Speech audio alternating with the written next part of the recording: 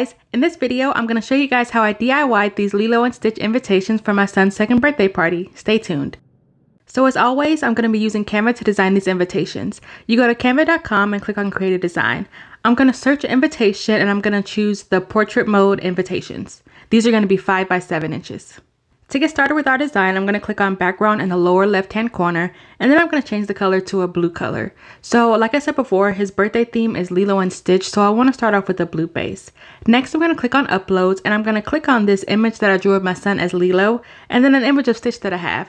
This image of Stitch still has a white background to it, so I'm going to click on the photo and then click on edit photo. I have Canva Premium, so I have access to the background remover. If I click that, it's going to make the background clear.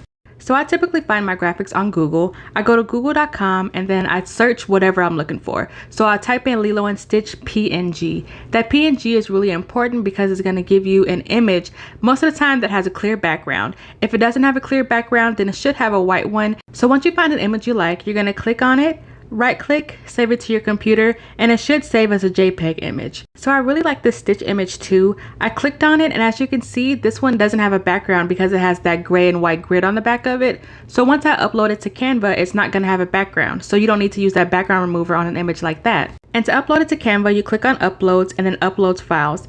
I actually ended up liking this image of Stitch that I just found more than the one I had, so I'm going to add that one instead. After that, I'm going to click on elements in that left hand panel, and I'm going to search for beach background. I thought I wanted it to be a blue background, but I think it needs more pizzazz. So I found this really cute beach scene, and I'm just going to stretch it until it fits the background. Because this invitation is in portrait mode, I'm going to have to stretch that background a lot, and the whole thing's not going to fit, but I'm okay with that. Now we're just going to send that background to the back, and I'm going to adjust it so they're standing on the beach and not in the water. I thought the background color was a little bold, so I'm going to click on edit photo and then look at some of the filters. I chose this arrow filter because I feel like it gives it a lighter appearance. If they didn't have this one, then I probably would have just toned down the translucency and made it more translucent. Now I'm going to go back to elements and I'm going to type in square. I'm going to click the square that's in shapes, and I'm going to make it the same size as the invitation, and then I'm going to scale it down to where it fits the center of the invitation. Next, I'm going to change that color to white, and then I'm going to click on these 3 dots in the right hand corner, and I'm going to turn down the transparency. After that, I'm going to right click on that square, and then I'm going to send it behind the characters. I want it to be behind Lilo and Stitch. Now I'm just going to do a mock-up of where I want the characters to be. I'm going to scale them down to a size that I think they're going to end up being towards the end. But before I put everything together, I like to do like a little mock-up. Now I'm going to click on the text and I'm going to start writing my text. So I'm going to click on add a heading, and the first thing I'm going to type in is join us to celebrate. I'm going to make that a little bit smaller and put it towards the top of the invitation. Next, I'm going to add another heading and put my son's name. I want that to be like the main focal point of the invitation. After that, I'm going to add a subheading, which is a little bit smaller than the other one, and I'm going to type in is turning 2. I'm going to put that right under his name, and then I'm going to move those characters up a little bit. After that, I'm going to add another subheading, and I'm going to put the date of his birthday party. So you can type it how you want it to be in the end, but this is just what I'm going to do for now. So I'm going to put the date and the time of the party. I'm going to scale that down and put that right under Lilo and Stitch. So next, I'm going to add another subheading. Under this subheading, I'm going to add the address of the party. You can go ahead and put the full address, just the name of the place, whatever you want to do, but I'm going to type in the full address here.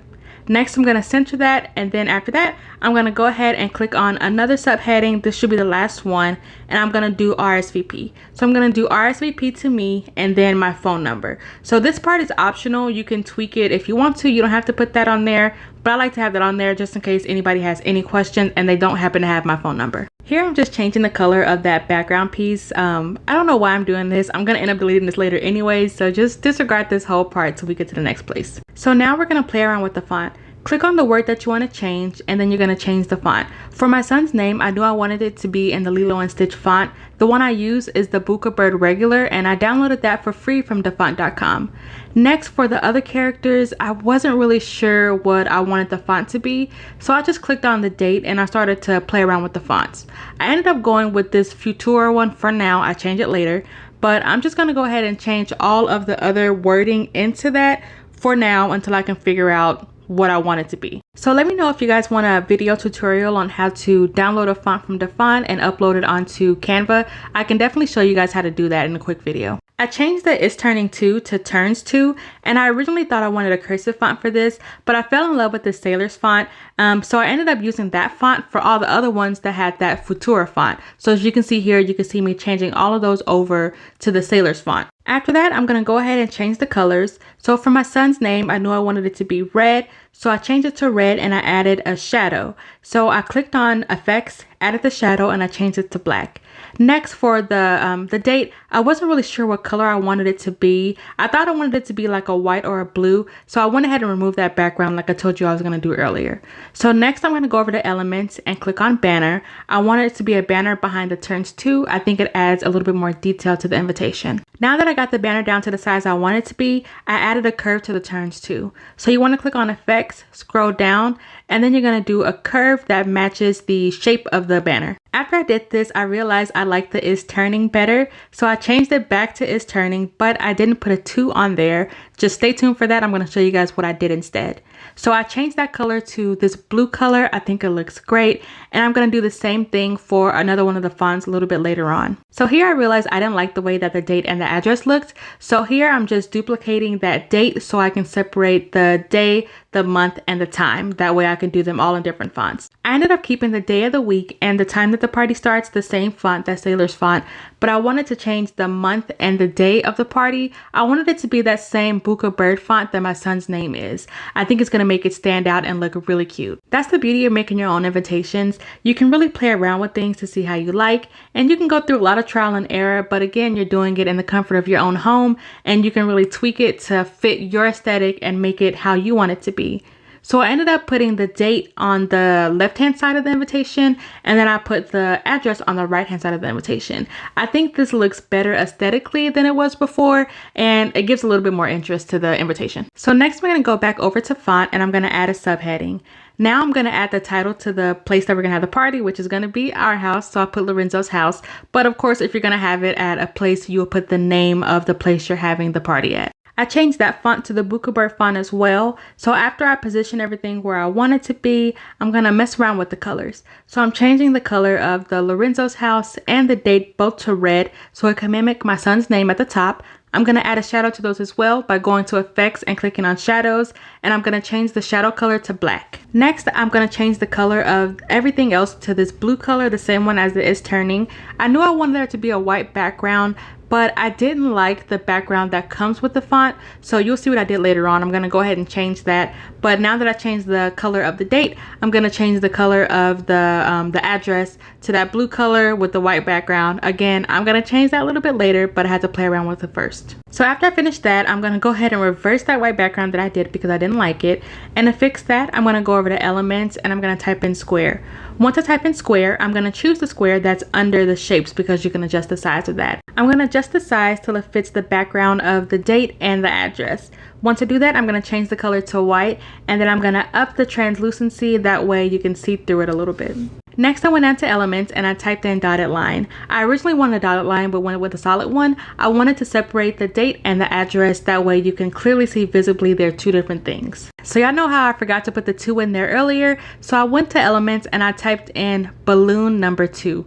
So I wanted there to be a 2 in there, but I wanted it to be a little bit more fancy. So I found the 2 balloon, which looks like those full number balloons that you use for your birthdays, and I added that next to Lilo, and I think it looks really cute. So I almost stopped designing here, but I wanted to add a little bit more interest to the invitation, so I went to Elements and I typed in Monstera leaves. Once I typed that in, I added them to my image, and then I just resized them and just kind of tweaked it until I liked the way it looks.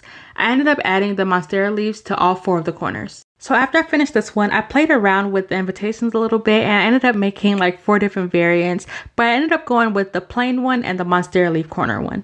So did you know that you can actually print invitations through Canva? You just click on print invitations, and as you can see here, it has all 4. So it's saying that it's going to charge $46, but if you only print one side, it's only like $38 for 50 invitations. So if you don't have a printer at home, or if you have time to wait, you can definitely just go ahead and order it through Canva. But y'all know me, I'm DIY queen. So I'm going to go ahead and download it to my computer. You want to download it as a PNG, and then I'm going to go ahead and print it out at home. So I'm printing these on photo paper, and the printer that I use is the Epson EcoTank 4700, but any inkjet printer will work. I love this printer because it only takes like ink in the tanks. There's no cartridges, so I saved so much money on ink. I haven't had to buy any in like 2 years. I was able to fit 2 invitations on 1 sheet of photo paper, and I'm going to use a paper slicer to cut it out. If you don't have a paper slicer, you can use scissors, of course, but I prefer to use the paper slicer because I don't have the steadiest of hands and my lines will come out super jagged.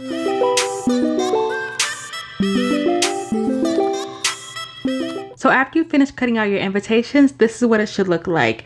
Like I said, they look really good when you print them from home, but if you don't have a home printer, you can get them printed out through Canva. You can also take them to places like Walgreens, Walmart, I think CVS does it. You can really get them printed anywhere. I also made an e-write version of this invitation that has moving graphics, and it also plays a song. Let me know if you guys want to see that. Thank you for watching, and don't forget to like and subscribe. Bye!